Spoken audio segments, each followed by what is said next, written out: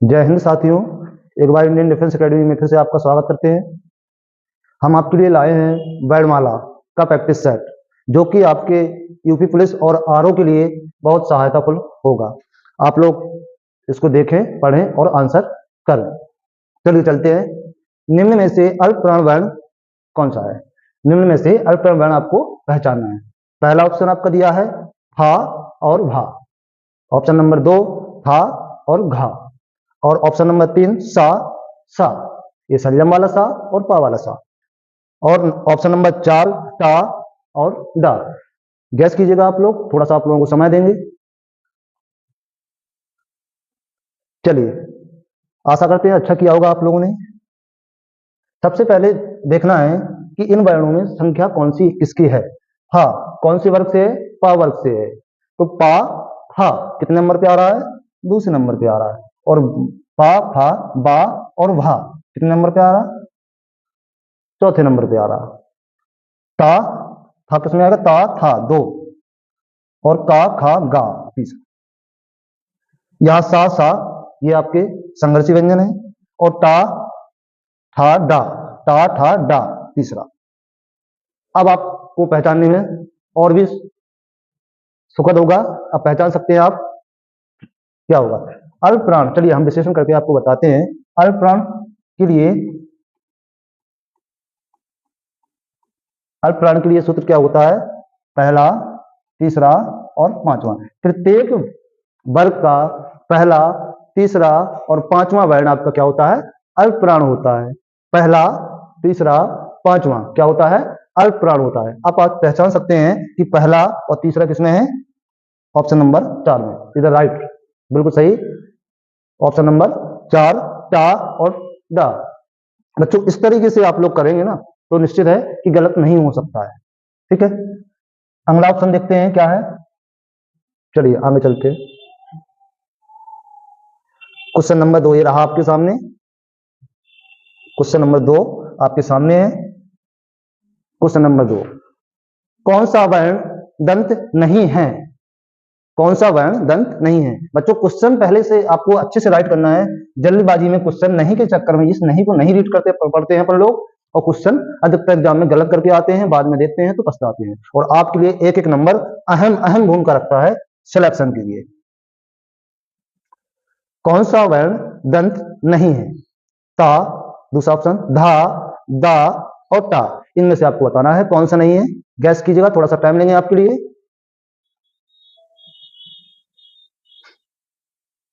थोड़ा सा टाइम लेंगे, आशा करते हैं अच्छा करेंगे आप लोग। चलिए,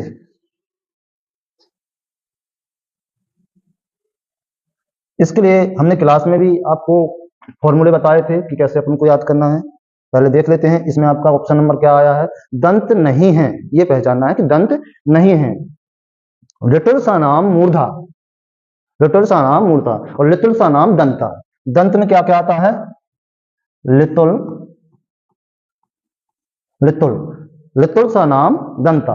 ठीक है, तो यहां आपको क्या क्या दिख रहा है? ये लिली ता वर्ग, लिटल सा नाम दंता है। अब देख लेते हैं लिली क्या है। यहां नहीं है, लेकिन ता वर्ग दिया हुआ है। ता वर्ग, ता है, दंत है, हाँ है, ये आपका ऑप्शन नहीं हो सकता। ता के बाद ता था दा धा, ये भी ता वर्ग में आता है। दा भी आपका ता वर्ग में आता है। और ये आपका टा, टा नहीं आता है। टा किसमें आता है? लिटिल सा नाम मूर्धा किसमें आता है? मूर्धा। वो आपसे क्या पूछ रहा क्वेश्चन? दंत नहीं है, दंत नहीं है तो फिर दूसरा होगा, और दूसरा क्या है? मूर्धा, ये टा। तो आपका ये आंसर क्लियर है। चलिए अच्छा किया होगा आप लोगों ने, आशा करते हैं।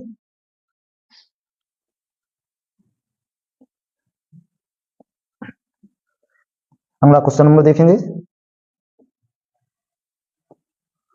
देखते हैं आज के प्रैक्टिस सेट में कौन कितने सही क्वेश्चन करता है। अपने आप में स्वयं देखिएगा कि कौन कहां तक जा रहा है। क्वेश्चन नंबर 3 पढ़ेंगे।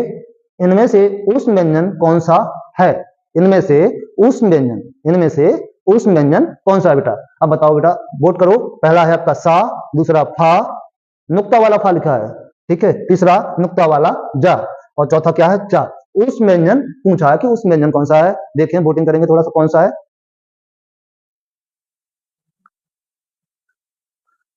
चलिए, ऊष्म व्यंजन कौन सा है आपका? ऊष्म व्यंजन कौन सा है? ऑप्शन ए सा हा। क्या होते हैं ऊष्म व्यंजन? क्या होते हैं? सा हा। ये आपके चार कैसे हैं? ऊष्म व्यंजन है। ये चार आपके ऊष्म व्यंजन है। इनमें से देखें आप सा, राइट आंसर, बिल्कुल सही आंसर, सही जा रहे हैं आप लोग। चलिए अगला क्वेश्चन देखते हैं। क्वेश्चन नंबर 4 आपके सामने है। क्वेश्चन को पहले पढ़ेंगे अच्छे से। वर्णमाला की नवीन विकसित ध्वनियां कौन सी हैं? वर्णमाला की नवीन विकसित ध्वनियां कौन सी हैं? पूछ रहा है। पहला ऑप्शन दिया है, पहला ऑप्शन क्या है? नुक्ता वाला खा, नुक्ता गा। ये जो बगल में बिंदी रखी है ना, ये नुक्ता चिन्ह होता है। ये नुक्ता चिन्ह है, नुक्ता खा, नुक्ता गा। दूसरा ऑप्शन त्रा ज्ञा। तीसरा ऑप्शन माँ और इणा, माँ और इणा। और चौथा ऑप्शन इनमें से कोई नहीं। चलिए आप कीजिएगा, थोड़ा सा टाइम आपके लिए। चलिए बच्चों, वर्णमाला की नवीन विकसित ध्वनियों में किसको रखा गया है? वर्णमाला की नवीन विकसित ध्वनियों में नुक्ता खा और नुक्ता गा को रखा गया है। नुक्ता खा और नुक्ता गा को क्या माना गया है? नवीन ध्वनियां, नवीन विकसित ध्वनियां, नवीन विकसित ध्वनियां नुक्ता खा, नुक्ता गा को रखा गया है। बाकी आपके इनमें से और कोई नहीं है। ऑप्शन ए आपका सही है। ठीक है। त्राओज्ञा, त्राओज्ञा क्या है? ये आपके संयुक्त व्यंजन है। संयुक्त व्यंजन में है। संयुक्त व्यंजन कितने होते हैं? संयुक्त व्यंजन कितने होते हैं? संयुक्त व्यंजन 4 होते हैं। संयुक्त व्यंजनों की संख्या कितनी है? 4। छत, त्रग, ज्ञा और एक होता है आपका श्री वाला श्रा। श्री वाला श्रा, छत, त्रग, ज्ञा और श्री वाला श्रा, ये आपके होते हैं संयुक्त व्यंजन। बाकी माँ और इणा, माँ और इणा कैसे होते हैं? माँ और इणा की बात करते हैं तो माँ और इणा आपके होते हैं नासिक वर्ण, नासिक वर्ण, नासिक वर्ण। यमंगण्डम नासिका चा। ऐसे वर्ण जिनके उच्चारण में नाक और मुंह दोनों की आवश्यकता होती है वो कहलाते हैं अपने नासिक वर्ण। कह सकते हैं प्रत्येक वर्ग का पंचम वर्ण नासिक होता है। प्रत्येक वर्ग का पंचम वर्ण नासिक होता है। और कौन कौन से होते हैं? इणा, इया, इणा, ना और मां।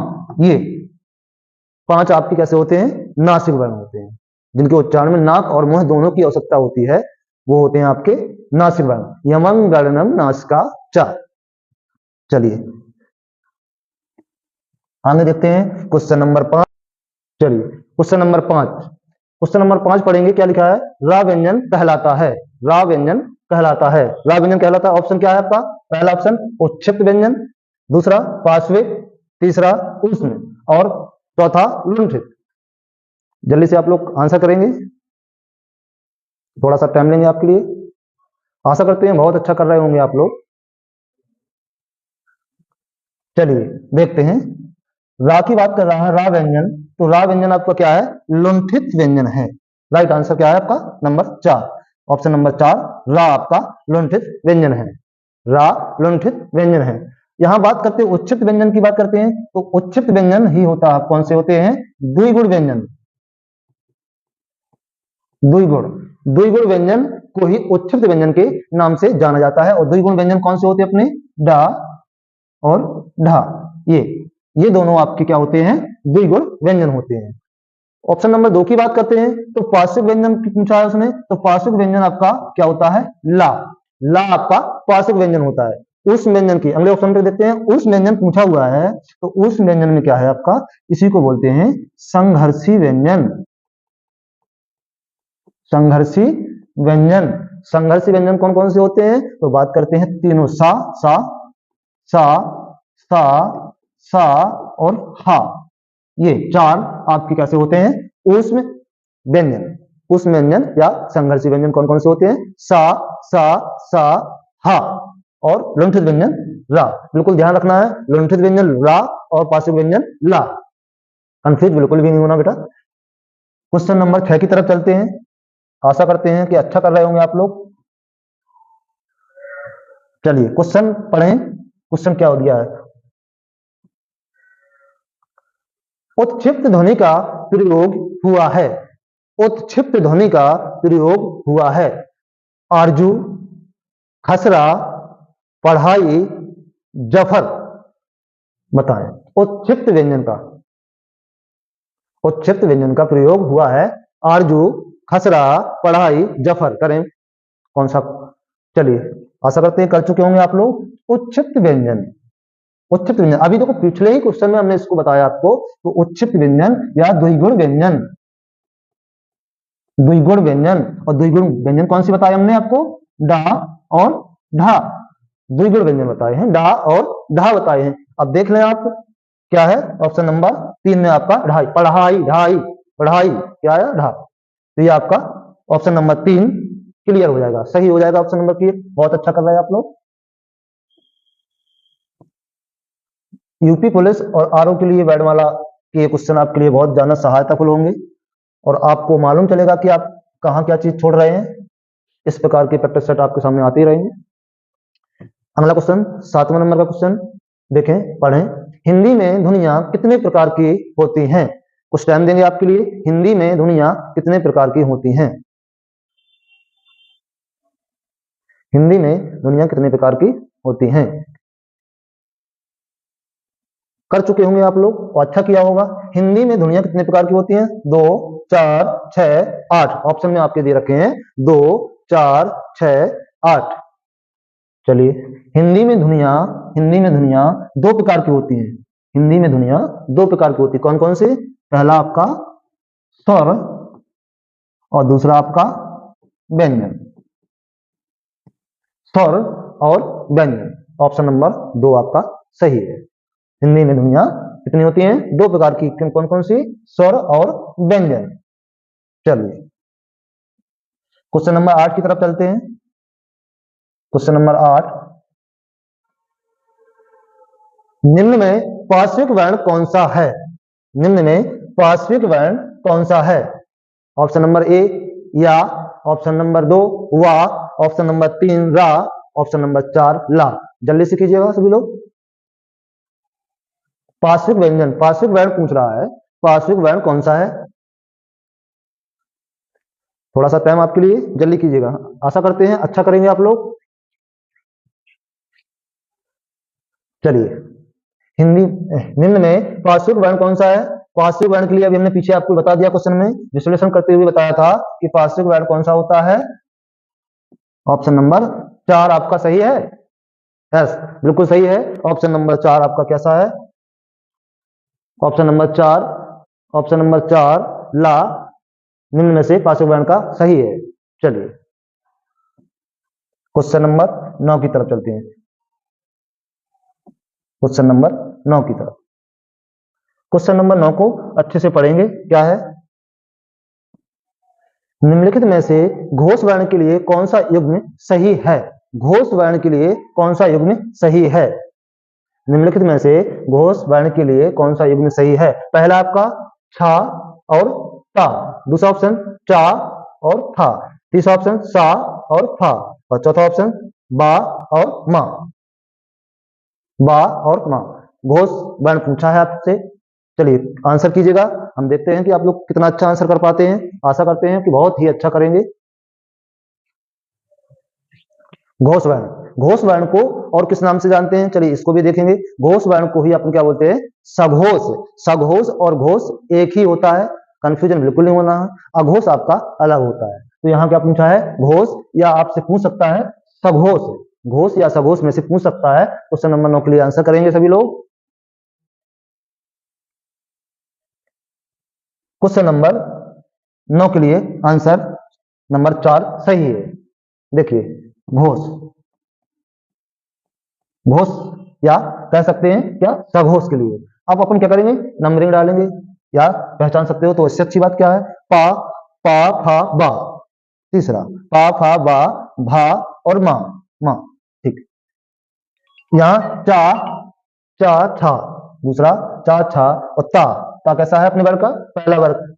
इसके बाद चा पहला और ता था दूसरा, सा फा तो ये आपके अलग ही है और पा फा दूसरा, ये आपका संघर्षी में आ जाएगा या उसमें आ जाएगा। अब आप देख सकते हैं घोष के लिए हमने बनाया है फॉर्मूला, क्या क्या बनाया है, 1 3 5, 1 3 5, 1 3 5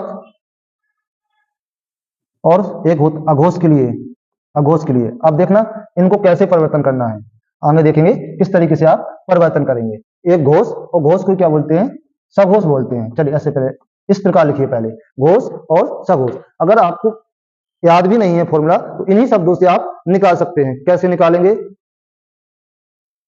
कैसे निकालेंगे, घोष शब्द जो है आपका, घोष शब्द में 1 2 वर्ण है, ठीक है, ठीक बटे अघोष, अघोष में कितने हैं, कितने हैं, 1 2 हो गया, 3 4 5, कितना 3 4 5।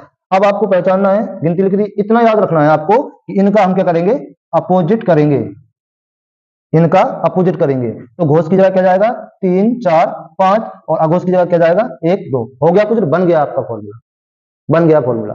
अब देखना घोष और सघोष में कौन से वर्ण आएंगे, प्रत्येक वर्ण का तीसरा चौथा पांचवा वर्ण, तीसरा चौथा पांचवा वर्ण आएगा। और अघोष में क्या आएगा, पहला और दूसरा आएगा। अब यहां देख लीजिएगा, हमें क्या चाहिए, आपको घोष चाहिए, मतलब तीसरा चौथा पांचवा चाहिए, तीसरा चौथा पांचवा चाहिए। तो तीसरा मिल गया, सही है, और पांचवा मिल गया, सही है, बिल्कुल सही है। ऑप्शन नंबर 4 आपका बिल्कुल सही है। इस तरीके से आप निकाल सकते हैं। अगर यदि आपको एग्जाम में बैठे हैं भूल रहे हैं तो इस तरीके से आप निकाल सकते हैं। सिर्फ आपको इतना याद रखना है कि घोष में कितने 1 2 वर्ण हो गए हैं, इसके नीचे लगा देंगे अघोष को, 3 4 5 लगा देंगे और उनका उल्टा कर देंगे, बस हो गई। ठीक है, आशा करते हैं आप नहीं भूलेंगे, आप लोग बिल्कुल भी कंफ्यूजन नहीं होना है। क्वेश्चन नंबर 10 की तरफ चलते हैं, क्वेश्चन नंबर 10 की तरफ चलते हैं और क्वेश्चन नंबर 10 को पढ़ेंगे जो रहा आपके स्क्रीन पर। निम्न में से ऊष्मीय वर्ण कौन से हैं, निम्न में से ऊष्मीय वर्ण कौन से हैं।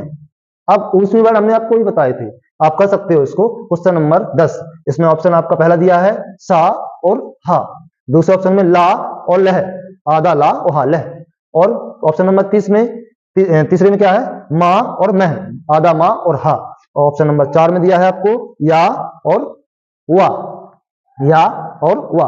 अब आपको पहचानना है, क्या पूछा क्या है, ऊष्मीय वर्ण।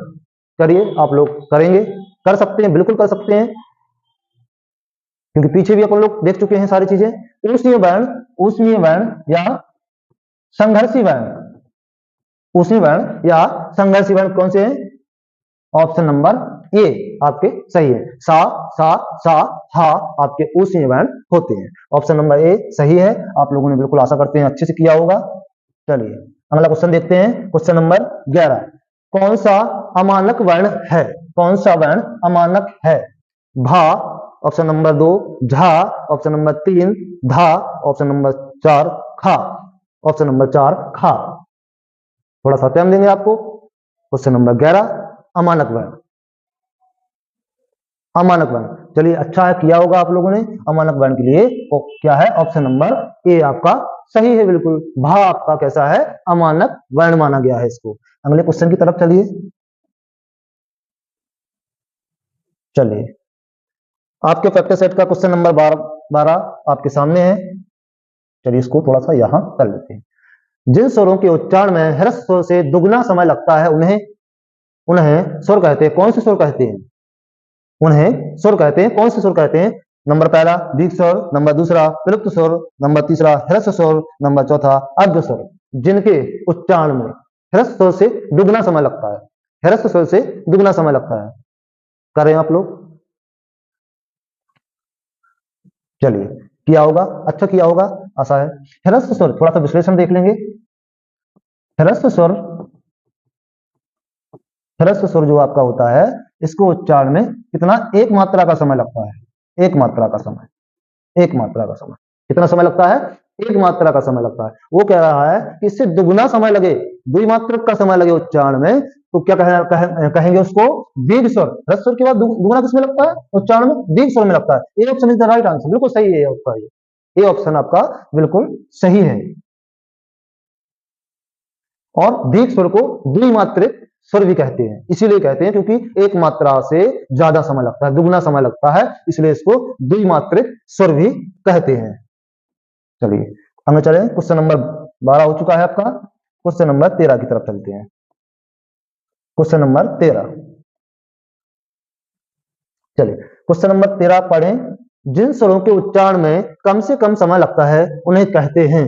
देखो वही क्वेश्चन अपन जो पीछे कर चुके हैं उसको ही इनने थोड़ा सा अलग कर दिया, वहां क्वेश्चन कुछ पूछा था, यहाँ कुछ। देख लीजिए, जिन स्वरों के उच्चारण में कम से कम समय लगता है उन्हें क्या कहते हैं। भाई कम से कम समय किसमें लगता है, देखें पहले आप लोग करें, इसके बाद हम इसका विश्लेषण करते हुए आपको बताएंगे बच्चों।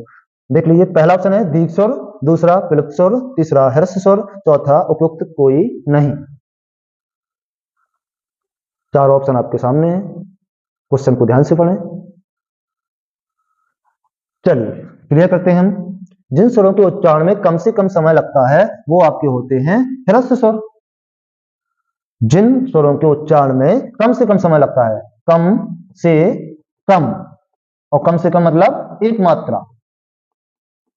मात्रा का समय लगता है वो आपके होते हैं ह्रस्व स्वर। और जिनमें द्विमात्रा का समय लगता है, द्विमात्रा का समय लगता है वो होते हैं दीर्घ स्वर। और विलुप्त स्वर क्या होते हैं, तीन मात्राओं का समय लगे, त्रिमात्रिक, तीन मात्राओं का समय लगता है वो होते हैं आपके विलुप्त स्वर। ठीक है, आशा करते हैं अच्छा किया होगा आप लोगों ने। चलिए क्वेश्चन नंबर 14 पढ़ें इसको। अनुनासिक का संबंध होता है, अनुनासिक का संबंध होता है केवल नाक से, केवल मुंह से, नाक और मुंह से, और इनमें से कोई नहीं। चारों ऑप्शन आपके सामने हैं, करें। अनुनासिक का संबंध होता है, अनुनासिक, भाई कोई भी स्वर, कोई भी वर्ण आप बिना मुंह के बोल सकते हो क्या, नहीं बोल सकते ना, उच्चारण के मुंह की आवश्यकता तो पड़ेगी ही पड़ेगी। ठीक है, तो ऑप्शन नंबर 3 आपका सही होगा। ऐसे वर्ण जिनके उच्चारण में मुंह के अलावा नाक की आवश्यकता पड़ती है वो होते हैं आपके अनुनासिक व्यंजन, अनुनासिक वर्ण। अनुनासिक वर्ण कौन से वर्ण, जिनके उच्चारण में मुंह के साथ साथ नाक की भी आवश्यकता पड़ती है वो होते हैं आपके अनुनासिक। ऑप्शन नंबर 3 आपका सही है बिल्कुल, जैसा कि आप लोग कर रहे हैं। क्वेश्चन नंबर 15 देखते हैं। क्वेश्चन नंबर 15 क्या है, अनुनासिक व्यंजन कौन से होते हैं, अनुनासिक व्यंजन कौन से होते हैं। ऑप्शन नंबर ए, बहुत अच्छा क्वेश्चन है। ऑप्शन नंबर ए क्या है, वर्ग के प्रथमाक्षर, वर्ग के प्रथमाक्षर, वर्ग के तृतीयाक्षर। ऑप्शन नंबर 3 चतुराक्षर। ऑप्शन नंबर 4 में क्या है, वर्ग के पंचमाक्षर, पंचमाक्षर। और बताओ कौन से वर्ण आपके अनुनासिक होते हैं।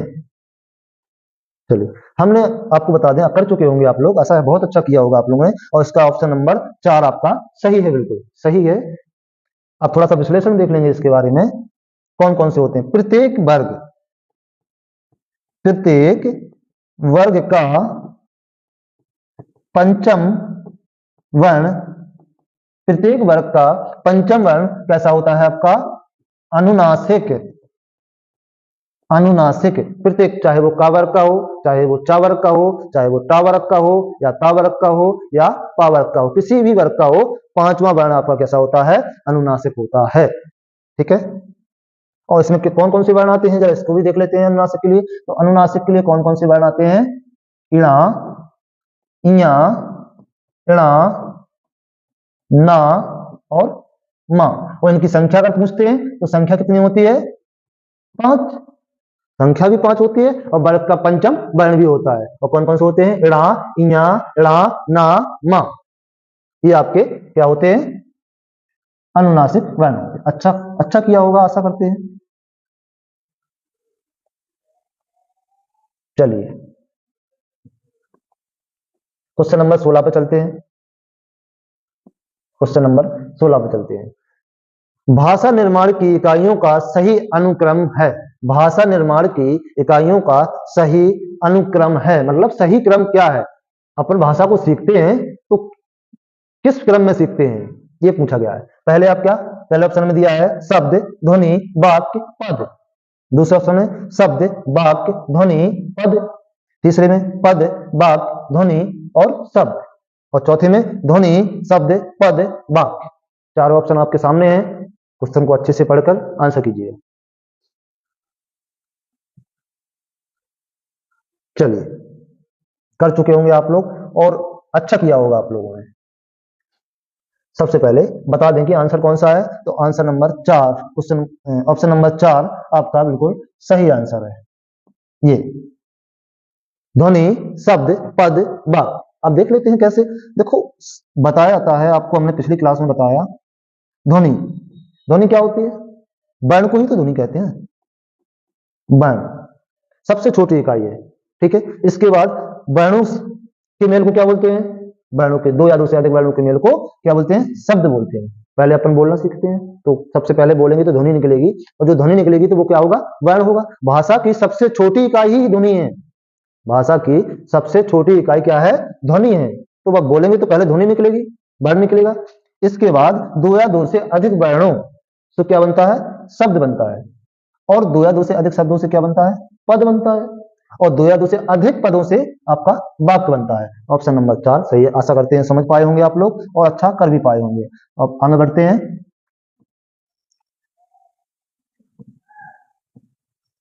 चलिए, क्वेश्चन नंबर 17 पर, क्वेश्चन नंबर 17 पढ़ेंगे। निम्नलिखित में से कौन योगवाह है? निम्न में से कौन योगवाह है या अयोगवाह है? क्या है? अयोगवाह, अयोगवाह है। आंसर करेंगे क्वेश्चन नंबर 17 के लिए। ऑप्शन देखेंगे। पहला ऑप्शन क्या है आपका? विसर्ग। दूसरा महाप्राण। तीसरा संयुक्त व्यंजन। चौथा अल्पप्राण। आंसर करें। चलिए, कर चुके होंगे, अच्छा किया होगा आप लोगों ने। अयोगवाह,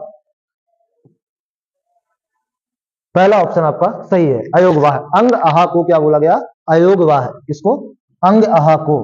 अंग और आहा को क्या बोला गया? अयोगवाह बोला गया। और आहा को क्या बोला गया? विसर्ग बोला गया। आहा को विसर्ग बोला गया। तो ऑप्शन आपका ए सही है, ठीक है। आगे बढ़े। यदि क्वेश्चन आपसे, एक मिनट, यदि आपसे क्वेश्चन पूछ ले कि अयोगवाह अंग आहा को किसने अलग किया आपके स्वरों से? अंगाहा को, अंगाहा, एक मिनट, अंगाहा को अयोगवाह में रखा, किसने रखा? तो आप लोग को बता दें कि आचार्य श्री किशोरी दास वाजपेयी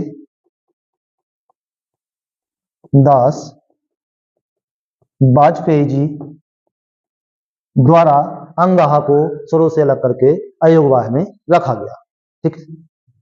चलिए आगे देखते हैं क्वेश्चन नंबर 18। बहुत अच्छा क्वेश्चन है। छा ध्वनि का उच्चारण स्थान, छा ध्वनि का उच्चारण स्थान है। छा ध्वनि का उच्चारण स्थान है। ऑप्शन नंबर पहला दंत, दूसरा ओष्ठ, तीसरा तालव्य, चौथा इनमें से कोई नहीं। कीजिएगा आप लोग। चलिए, अच्छा किया होगा आप लोगों ने। अच्छा, सबसे पहले वर्ण को पहचानना होता है कि ये वर्ण आपका किस वर्ग से है। छा, छा लिखा है तो ये किस वर्ग से है? तो भाई ये किस वर्ग में आता है आपका? चा वर्ग में आता है। चा वर्ग में आता है। और चा वर्ग का उच्चारण स्थान क्या है? इच्चे सा नाम तालु। इच्चे सा नाम तालु या तालब बोलते हैं। तालु को ही तालब।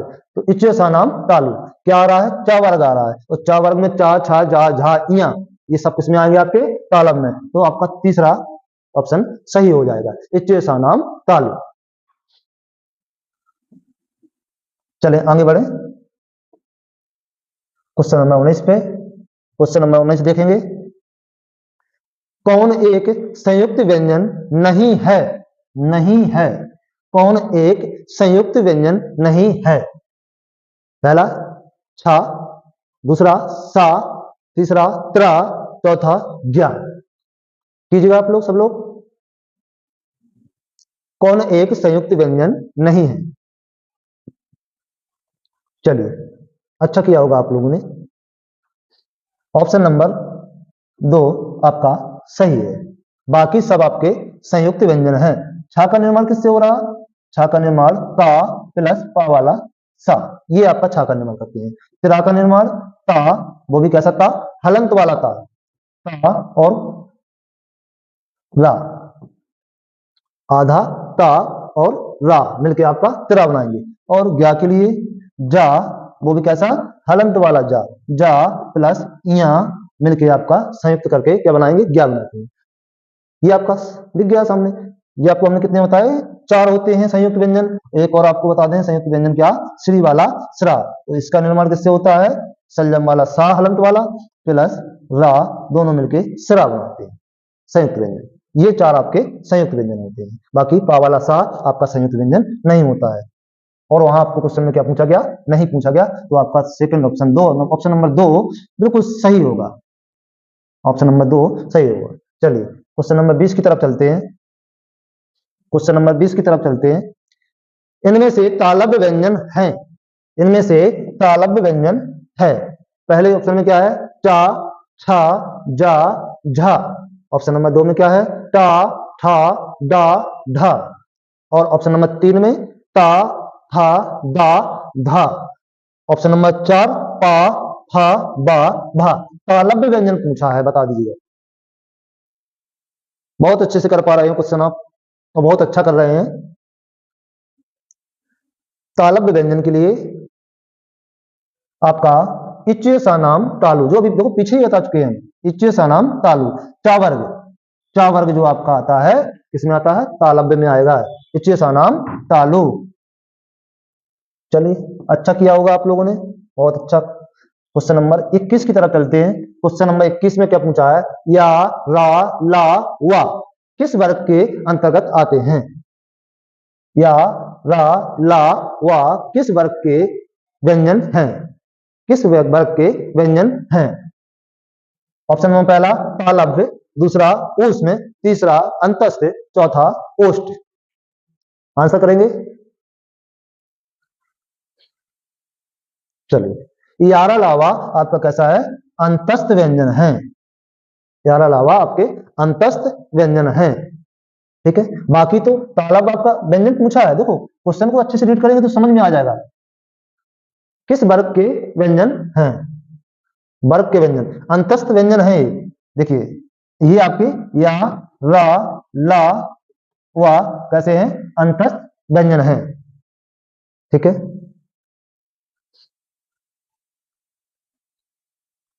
आगे चले। क्वेश्चन नंबर 22, क्वेश्चन नंबर 22 देखें। अघोष वर्ण कौन सा है? अघोष वर्ण कौन सा है? ऑप्शन नंबर ए आ, ऑप्शन नंबर बी जा, ऑप्शन नंबर 3 क्या है? हा, ऑप्शन नंबर 4 सा। पूछा क्या है? अघोष, अघोष। चलिए बता दें, आंसर लेंगे आप लोगों का क्वेश्चन नंबर 22 के लिए। चले, अघोष वर्ण आपका